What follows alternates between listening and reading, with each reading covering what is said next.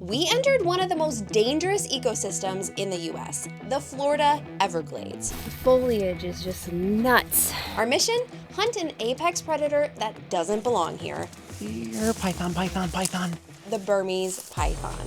They're massive, they're silent, and they're devastating native wildlife.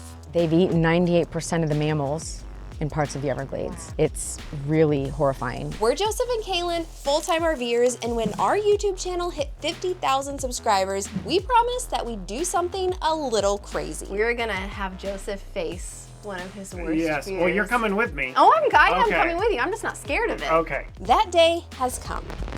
We're doing it for 50K. With expert guide Amy, the Python Huntress, we set out by boat into the wild, unsure of what we'd find or how we'd handle it. Especially Joseph, who's absolutely terrified of snakes. I feel like with the number of pythons out here, our chances are pretty high.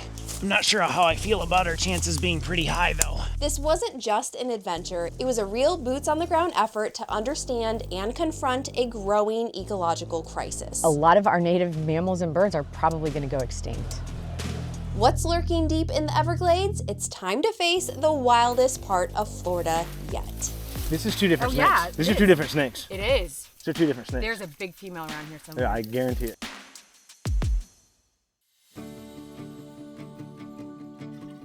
It's 6:46 right now. We gotta leave in 15 minutes. It's our python hunt. Are you ready for this? No, not one bit. Well, we've got sunscreen, bug spray, extra change of clothes in case we fall in the swamp. We've got extra batteries to charge our mics and cameras because this is gonna be a all-day adventure. And like 1,500 tripods. Okay, not all of those are going in the backpack. So what are you wearing for today's So excursion? I am wearing, this is actually a shirt we bought at a thrift store for the beet harvest that was just supposed to be an undershirt. I don't know that it's gonna protect me from a snake bite. And then I've got my infamous Amazon hiking pants, and then some hiking socks that showed up at our door around Christmas time. We have no idea where they came from. They were just addressed to us with some other random stuff. So if thank you sent you. them to us, thank you. They're gonna get used on the snake hunt. And then I've got my just trusty old Merrills that I'm gonna trudge through mud and swamp and ugh. I'm so not looking forward to this, guys. And we've got my outfit, which is a lightweight long sleeve tee. That's what we're supposed to have, not cotton, because if we sweat in it, cotton does not work. And then I have these Columbia hiking pants that I found for 50% off. I don't know. This is probably the only time I'm gonna wear them because I'm told to be expected that we're just gonna rip everything apart on branches. I have hiking socks and then some Merrills. We are a Merrill family. Did you bring extra socks? I did, but Okay. I don't think I'm gonna wear them because I also brought my flip-flops. So basically my plan is when we get back to the truck, I'm changing my clothes, putting flip-flops on, and just breathing a sigh of relief that it's all over. And this girl wants to go. Oh, I think she just got her nose on the lens. We gotta clean the lens. Sorry, we gotta leave ya. So it's really hot in the Everglades right now, so usually we would be boondocking at this point, but we decided to get full hookups for this girl, for Cody, make sure the air conditioning works. We've already tested it so that we can feel comfortable that she's gonna be okay while we're gone. Then there's this guy. He's not coming with us either for obvious reasons. Snakes would like you. Don't forget your hat. I'm gonna rep Jayco today. Literally, we have a Jayco, and a friend gave this to me, and there is still a nose print on the lens. Okay. All right, bye codes. You know how our motto is like experiences over things? Yeah. I could really use some things today instead.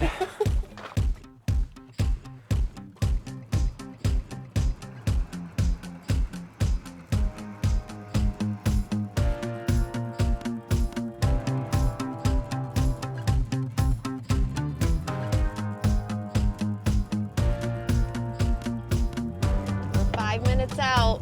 Ugh. How are the nerves? The same as they have always been. Like, I don't know that it's the snakes that's freaking me out so much as it is the idea of being knee deep in water and coming knee to nose with an alligator. Like, we're in their territory at this point. That's true. He was asking, he's like, are you really okay with this?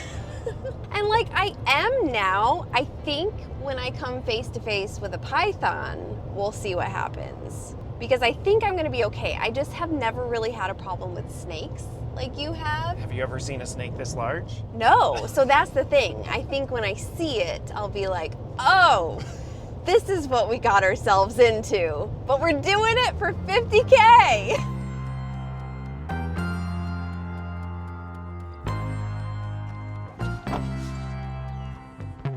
So I'm not typically a hat wearer, but on like Instagram and TikTok and whatnot, I see all the cool content creators do that with their mics when they have a hat. So we're gonna give this a shot and see how it works today. Hey, how are you? Hello. Good, good to see you. You too. I feel like I already know you. Dave. Dave, nice to meet Joe. you. Good to meet you. Joe. Nice to meet you. This is our guide, Amy. So she is known as the Python Huntress on Instagram and YouTube. And how long have you been doing this? 6 years now. 6 years? Hunting pythons? We're very excited about today. One of the cool things about this experience, and it really feels like an authentic Florida experience, is you can totally book this. Like, anyone can do this. So we'll leave a link in the description to the Python Huntress website and a QR code on the screen. Heaven forbid anything happens to Amy and I both. There's only going to be a couple of turns, but there is a GPS unit on here. If you can't make your way back, there's also GPS coordinates if you use your phone to call emergency services if need be.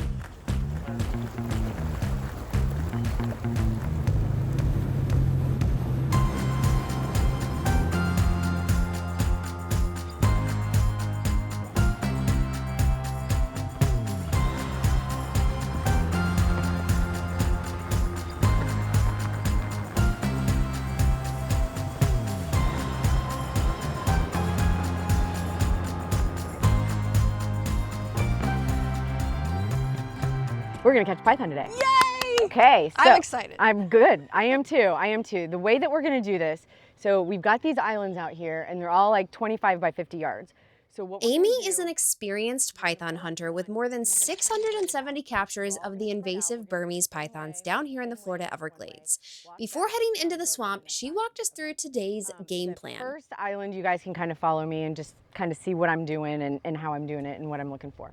But first, we wanted to know, how does someone even get into a job like this? My dad, when I was little, put me in a creek and taught me how to catch all kinds of critters, right? And I just, from the first time I saw a snake, I just had this obsession and fascination with it, you know, and I never grew out of it. It was always a hobby though. And, you know, snakes were always part of my world.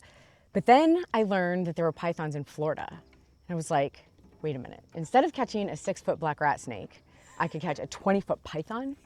So we came down on vacation, I caught a 9-footer, and that was it. I was like, this is it. This is what I'm gonna do.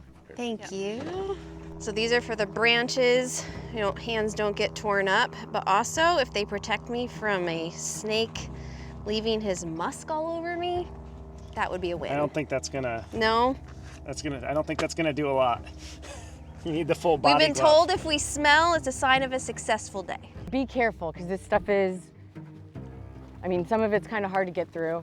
If we're spread out and there's a really, really thick part, just back up and go somewhere else. Pythons are an invasive species here in Florida. There's an estimated 500,000 of them. I feel like with the number of pythons out here, our chances are pretty high. They are the apex predator, I'm not sure how I feel about our chances being pretty high though. so they don't have any predators here except for hunters. As we're walking through here, I'm basically kind of like going back and forth, just looking for anybody laying out, any pattern, anybody on the move. And they've eaten 98% of the mammals in parts of the Everglades. Wow. It's really horrifying. And there aren't numbers on the wading birds, but there has been a dramatic decline in the wading bird numbers too. No luck up there? No, we hit the end of the island. So Alrighty. we can turn around and head back. And you never know, because sometimes you'll see, like these pythons are at an angle that you won't see going one way, but you'll see them going back the other way. All right, we're headed back. Done with this little island. Didn't find anything, but keep an eye out while we go back to the boat and try another island. You know, when you take one thing out of the ecosystem that's part of it, we don't even know how that's going to affect us down the line. I mean, it always does, and we're just not sure how, but a lot of our native mammals and birds are probably going to go extinct. Island number 2. Ah, You okay? yep. Just got branched. Branched. When we find one, we're supposed to yell Python, and everyone's supposed to be coming, and we're supposed to freeze. Here, Python, Python, Python. I'm actually less nervous about finding a python. I'm more nervous about these dang spider webs. Not great. Hi. Hi. How you doing? I'm doing all right. No pythons yet. No pythons yet. Still looking. Man, there's some... The foliage is just nuts. The pythons are here because of the exotic pet trade. Now, some people think it's solely because people let their pythons go, which they did 100%. They let, you know, the pythons got too big to house, handle, and feed, so they said, hey, I don't want to kill my python, so I'm going to let it go live a long, happy life in the Everglades. This is an old python nest. Oh. So this is like the bedded remnants down. of an old python egg. Oh my goodness. Oh yeah, here's some more, see? But really the cause of this is Hurricane Andrew in 1992. The Category 5 storm was the most destructive hurricane to ever hit Florida in terms of structures damaged or destroyed. It came through and blew away a breeding facility, and it sent 900 pythons into the same general vicinity of the Everglades. So that's the epicenter. And the reason that they were breeding was for the exotic pet trade. So it wasn't a government thing, it was for pets. So I had no that idea. is, Wow. that's the epicenter. And so that was back in 92. Now 500,000 of them later, here we are. That is insane. Oh my goodness. Gracious. You sound like you're having issues. I bit off more than I could chew over here, I think. God, Run from the bees. I can't. Gotta step on these little ivy things. Reach out and grab ya. I think what's so frustrating to me about this whole process is you're looking for a snake in this. So you literally could walk by 7 snakes and not know it. But you can't spend all your time digging through all the shrubbery. So we're literally just looking for the ones that are easy to grab. Easy to grab. I feel like when the sun streams through, maybe that's a good spot. Yeah, you're absolutely right. Nothing? Nope. But just because we didn't find them on this island doesn't mean that they're not there. We're just trying to look for the easy catches. Island number 3. It's not a very big one, but it's a python. Oh, small. Proof, they're here. They are here. Oh, I see some more of it right here. Yeah. How big it really was. Yep, see right there. Oh, there's a ton of, hey, it goes all the way through, like all the way through. That's here. more than one then. This is 2 different Oh, snakes. yeah, These it are 2 is. different snakes. It is. These are 2 different snakes. There's a big female around here somewhere. Yeah, I guarantee it. Look, here's more of a different one. More of a different one. Oh, Yeah. those are not the all same. different. No. That is not the same snake. No, these are 3 different, probably at least 2. Here, look. This one's old. This one's older than both of those. Wow. So that's, No, I think they're about the same. oh, is it? It's at least 2 different pythons. Where is its owner? You know, people say, well, if you love snakes, why do you want to kill the pythons? Which is 100% not what I want to do. If there's any other way that we could do this, I would love that, but there isn't. Island 27. Actually, I think it's 9. And 95% of the people that are the python hunters are like me in that we love snakes, we love reptiles, and that's what makes us good at our job because we know a lot about them, we're not afraid of them, we constantly want to learn, but we have a tremendous respect for the python. But we also have a tremendous respect for the ecosystem, and we know that they have to go. There's gotta be something back in there somewhere. How hard can it be to spot an 8-foot python in brush like this? It just seems like it should stick out like a sore snake. It's like searching for an 8-foot needle in a 1-acre haystack, I feel like at this point. Honestly, I was getting really discouraged before this island. I guess seeing the snake skin is a shot in the arm. So what happens to the snakes after you catch them? Are they used for anything like food or leather? Once we capture the snakes, again, we have to euthanize them because it's the only way, unfortunately. But I hated the idea of the snakes going to waste, and you can't eat them. We tried it. We took a python to a chef in Fort Myers, and he made 4 wonderful dishes. They tasted wonderful, but it's so chewy. I mean, so chewy. And plus it's apparently full of mercury, so, you know, it's probably not very safe to eat. Their skin is beautiful and it makes gorgeous leather products. So that's what I do. I never thought that I would be skinning pythons on my lanai, but that's what I do. That gator that was by the boat keeps tailing us. I turn around and look, and there he is. Waiting for food or something. Maybe he knows where the pythons are. Alligators and pythons do eat each other. Not enough of each other to make a difference in either population, but they're also not high on each other's menu.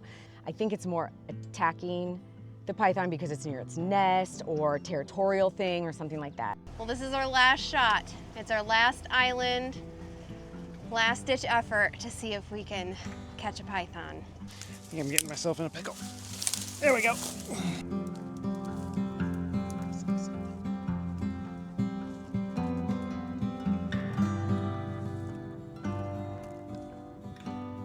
Come on, python. Come on, python. Come on, little pythons. This is a perfect spot for you. That does not look like I can go that way. I'd be even okay stepping on a python at this point.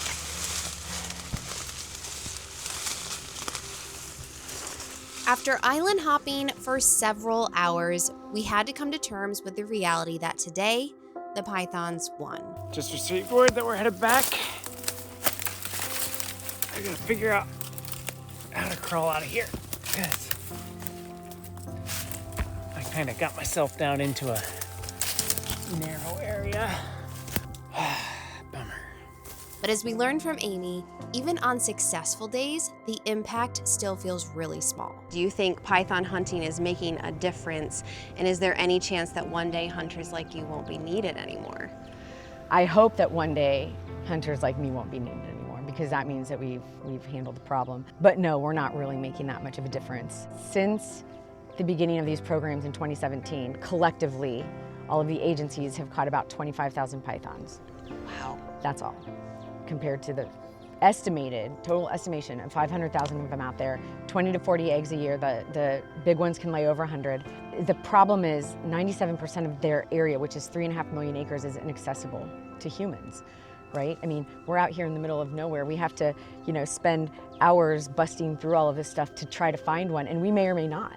You just never know. So is it basically a maintenance right now? Is kind of. That's not even that. Not even I that, mean, really. At all. I've caught 670 pythons in 6 years, which is a lot, but it's not a lot in comparison to 500,000 of them out there, Yeah.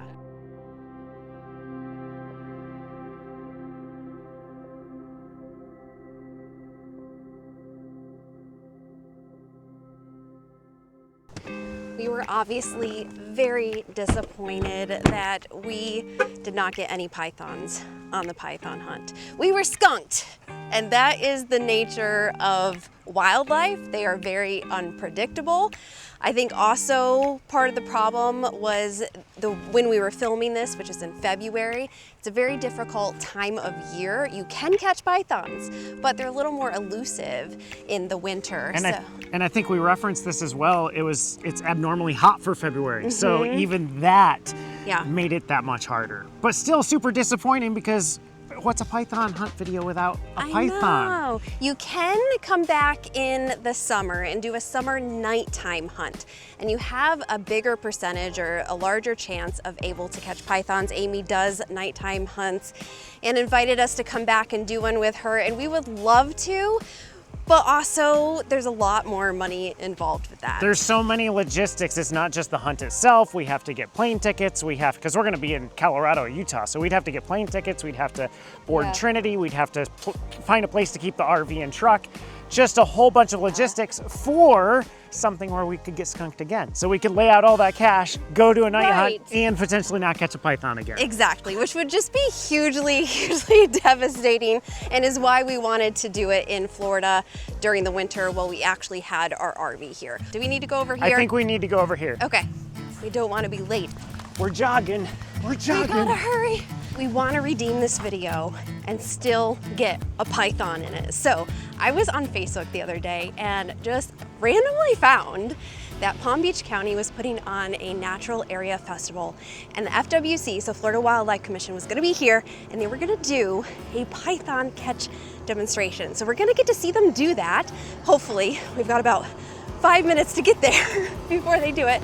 And then maybe we can talk them into letting this guy hold one.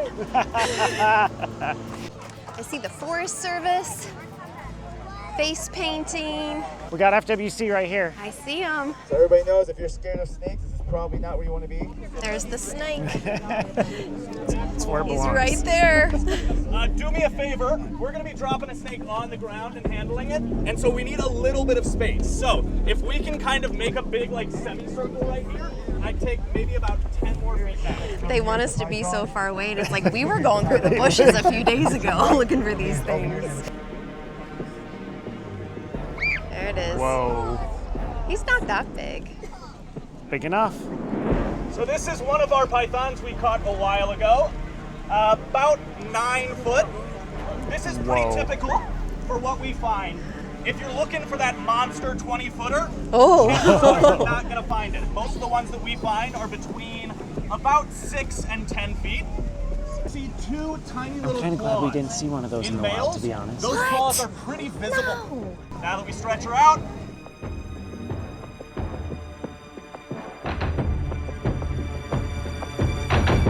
and we've got her. Nice. I wanted to see one in the wild. I wanted to catch one in the wild. That looked fun. In the wild, Burmese pythons feel like they need to be holding something in order to get comfortable. If they're holding it, they've won. So when we catch a python and she's freaking out a little bit, I'm gonna give her my leg. She's gonna wrap around that, and now she thinks that she's won, and she's calming down. Well, that was super cool. We didn't get to hold the python or not. catch the python or touch the python. But can I tell you that like my confidence on the hunt was The like hunt, growing, and seeing the python come out of the bag, I'm like, you know what? If I had walked on one and one had been 1 foot in front of me, I think I probably still would have screamed and run back toward the boat. I don't know that I have it in me. Once that snake came out of the bag, Oh he man, was like, I was like, oh no. And Kalyn's like, it's not that big. Well, I had the feeling of wanting to go in Yeah. and capture it myself. And I think that's funny when we were talking with Amy, the python huntress. She's like, actually with females, they generally are the ones that are like wanting to just go in and grab it. Yep. And Whereas- the guys are like, let me see, how do I get the right angle? Just kind of funny. They were telling us about a volunteer program that you can actually join if you're in Florida. They will do free training on catching the pythons. You go out on a couple surveys. I was going to say, they just asked that you commit to 2 surveys to going out and hunting with them with their volunteer program. We'll drop some links and information in the description of this video, both to Amy and to the FWC, so maybe you can come catch your own python. And thank you so much for watching and helping us get to 50,000 subscribers. It's so huge. Astonishing that many of you are out there watching. We love taking you along on our journey, and we're excited for what's to come for 75,000. We're going to unlock something at 75. It probably won't be wildlife not. oriented. We've learned our lesson, but